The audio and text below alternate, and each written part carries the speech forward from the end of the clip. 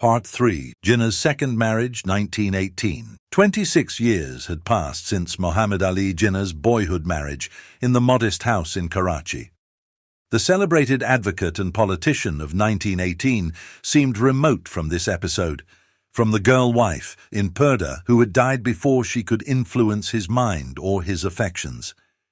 Jinnah was 41 years old, and he had lived for some time, alone, in a bungalow in Mount Pleasant Road, on the cooler heights above Bombay. From his terrace he could see the ocean, framed between big, rich trees that sheltered him from the brazen light and the noise of the city.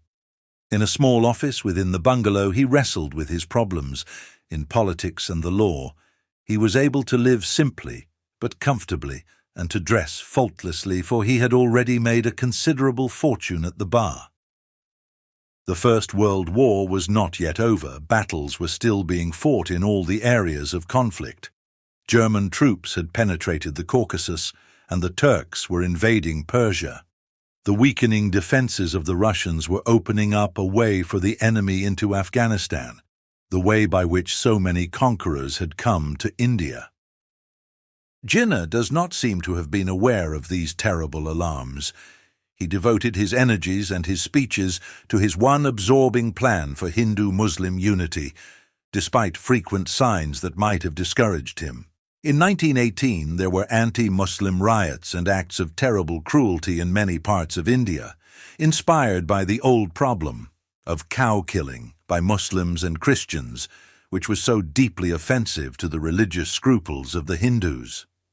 While Jinnah was writing hopeful speeches, planned to awaken India to the virtues of unity, he had to contend with Gandhi's different view and his declaration that the Hindus would not mind forcing, even at the point of the sword, either the Christians or the Mohammedans to abandon cow slaughter. Jinnah was present at the Calcutta meeting of the All India Muslim League in December 1917, when the British were blamed and condemned for their failure to obtain timely information of the huge organization set on foot by a large section of the Hindu population, to plunder the houses of the Mussulmans, defile and destroy mosques and the Holy Quran. There is a story told in Bombay in varying forms of a day in the Taj Mahal Hotel when an Irish woman, who was a clairvoyant, asked Mrs. Naidu if Jinnah ever suffered any pain in his arm. It was true that he had sought cures for an ailment which he had kept secret. Mrs. Naidu went over and asked him. He answered, "Why do you wish to know?" "Who told you?" "Yes, I do have pain in my arm sometimes." Mrs. Naidu went back and told the Irish woman, who said, "Yes, I knew. And I know also that this man will someday create a state of his own." Jinnah could not have plucked much comfort from this prophecy in 1918, as he contemplated Gandhi's growing power over the Hindus and the riots between the races he sought to unite. Also, at this time he was engrossed in the startling episodes of his courtship and second marriage. Among Muhammad Ali Jinnah's friends was Rattanbai Petit, one of the proud, self-confident Parsis who had helped to make Bombay into a prosperous city. Jinnah liked to escape from his desk and his duties now and then to dine with the Petits in their elegant house or to stay at their country place in Pune.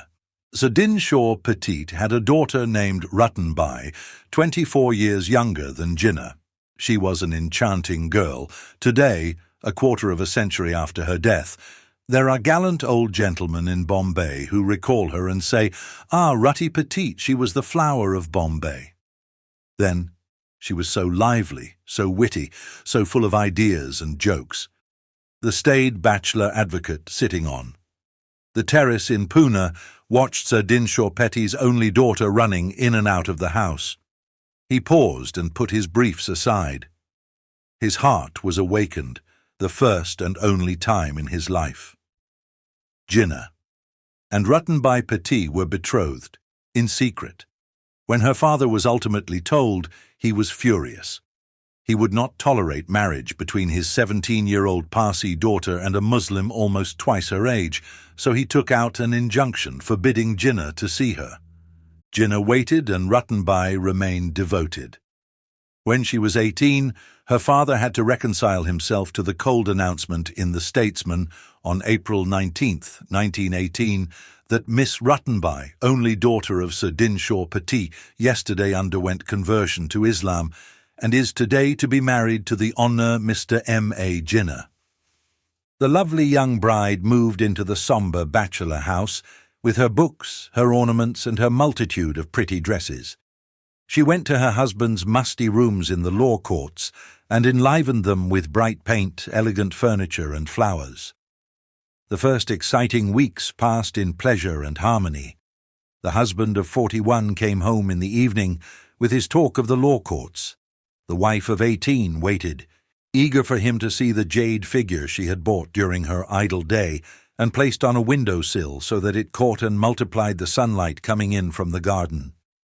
But old cronies called and interrupted them, with talk of politics that did not amuse her. She had to listen to their long stories when she wished to be out, singing and dancing. At first Muhammad Ali Jinnah succumbed to his wife's eager charm. He enjoyed her spontaneity and allowed her to influence his behavior as a politician. The governor of Bombay at this time was Lord Willingdon, for whom Jinnah began with a good opinion. In October 1916 he had said to the delegates at the Bombay Provincial Conference that Lord Willingdon was all kindness and courtesy, and that he knew personally that the governor was in full sympathy with their ideals and aspirations.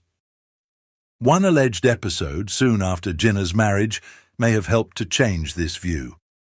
He was invited with his wife to dine at Government House.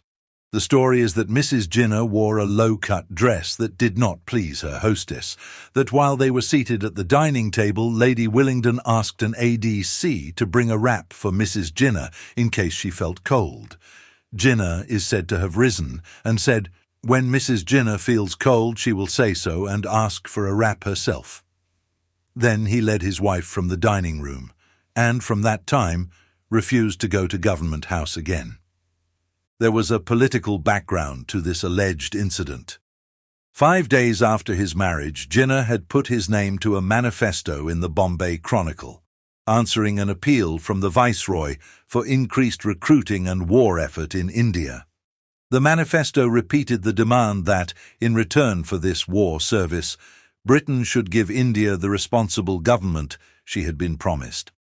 The signatories described the promise as indefinite, and they asked, "Let England pledge herself definitely to redeem the promise by accepting here, as in Ireland, that which our leaders have asked for in the Congress and League Pact, and we will work heart and soul to save Britain, India, and the Empire. We will triumph with her, or we will go down with her in world ruin.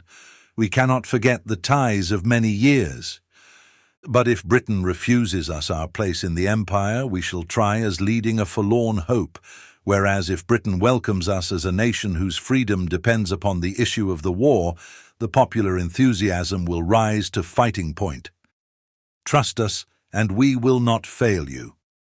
But let us fight under the banner of liberty, for nothing less than that will nerve our men to fight and our women to sacrifice." 6 days later, the Viceroy's War Conference sat in Delhi, where Jinnah personally repeated this plea for rewards and benefits in return for India's service. He moved a resolution based on the Bombay Manifesto, but he was ruled out of order. Some 6 weeks later, on June 10th, Lord Willingdon presided over a meeting of the Bombay Provincial War Conference. Jinnah attended, and he had to endure a stern reprimand. The governor complained that the activities of a certain number of gentlemen, some of whom have considerable influence with the public, many of them members of the political organization called the Home Rule League, to which Jinnah belonged, had been such of later years that he could not honestly feel sure of the sincerity of their support.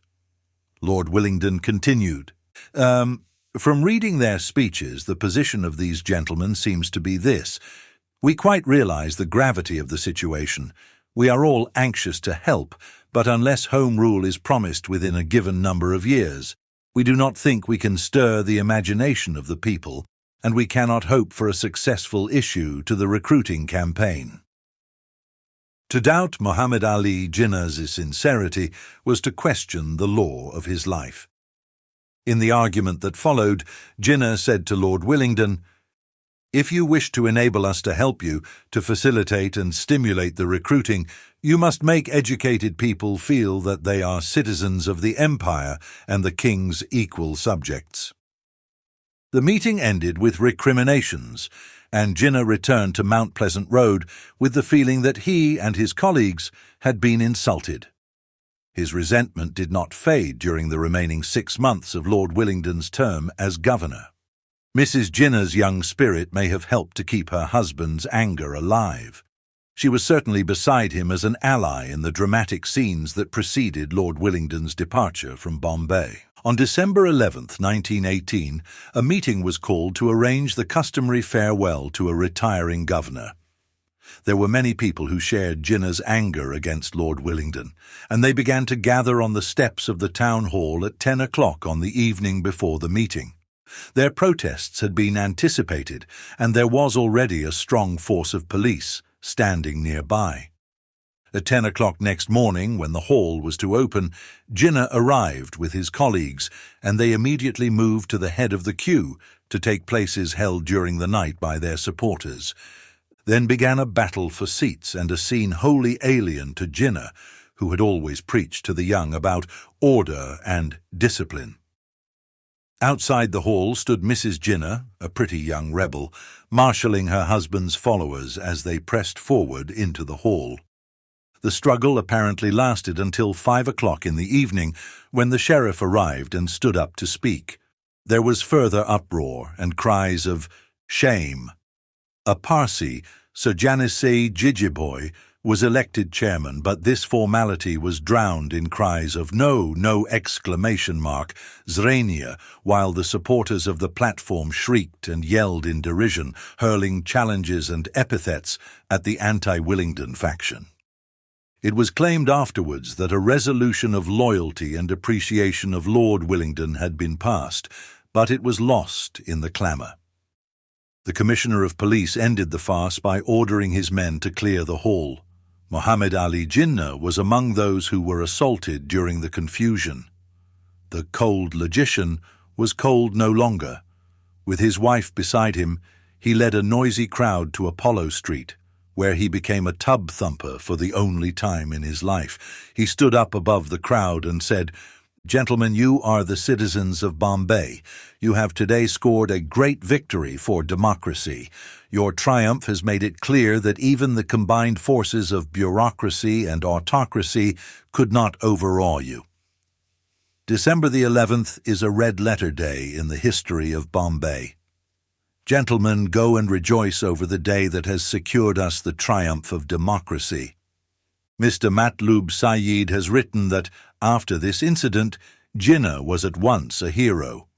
Public addresses were presented to him, and garden parties were given in his honour.